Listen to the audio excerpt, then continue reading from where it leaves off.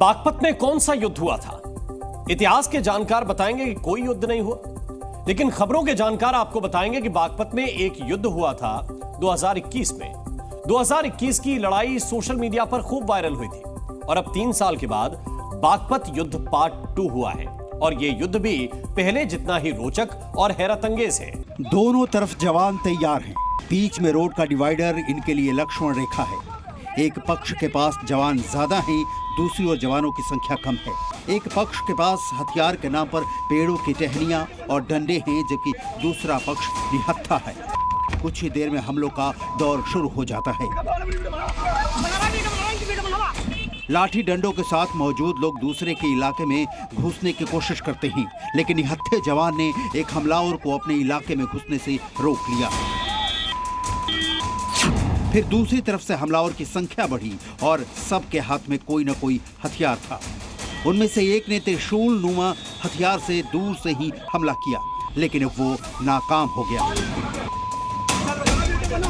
सड़क का ये संग्राम पश्चिमी यूपी के बागपत का है, जहां दो पक्ष सड़क पर एक दूसरे से ही भिड़ गए। एक बार तो निहत्थे विरोधियों पर एक साथ हमले की कोशिश हुई, लेकिन लाल पैंट वाला शख्स काफी फुर्तीला निकला। उसने खुद को फिर से बचा लिया।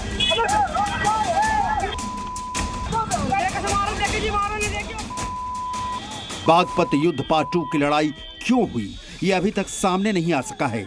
मिनी युद्ध लड़ने वाले दोनों पक्ष मारपीट के बाद मौके से भाग निकले।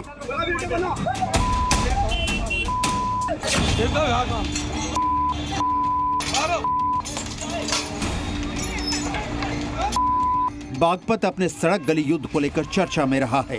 3 साल पहले बागपत में चाट की दुकान लगाने को लेकर दो पक्षों में इतनी भयानक लड़ाई हुई थी, जिसे आज तक कोई भूल नहीं पाया है। उस महाभारत में हथियारों का इस्तेमाल हुआ था, मल्ल युद्ध हुआ था, गोरिल्ला युद्ध भी हुआ था। अब 3 साल बाद फिर से बागपत की सड़क पर इतिहास दोहराने की कोशिश की गई, लेकिन कहते हैं ना, ओल्ड इज गोल्ड। इस बार का बागपत युद्ध पिछले बार के मुकाबले फीका रहा। बागपत से सटे मुजफ्फरनगर में तो एक पावर हाउस जंग का मैदान बन गया। यह मल्ल युद्ध बिजली सप्लाई को लेकर हुआ। गांव के एक दबंग शख्स गांव की बिजली सप्लाई करने वाले पावर हाउस पहुंच गया और जब कर्मचारी ने उसकी बात नहीं सुनी तो दोनों पक्षों के लोग बिजली घर में ही भिड़ गए। आरोप है कि मारपीट के लिए लोहे का सरिया और धारदार हथियार का भी इस्तेमाल किया गया। ब्यूरो रिपोर्ट, जी मीडिया।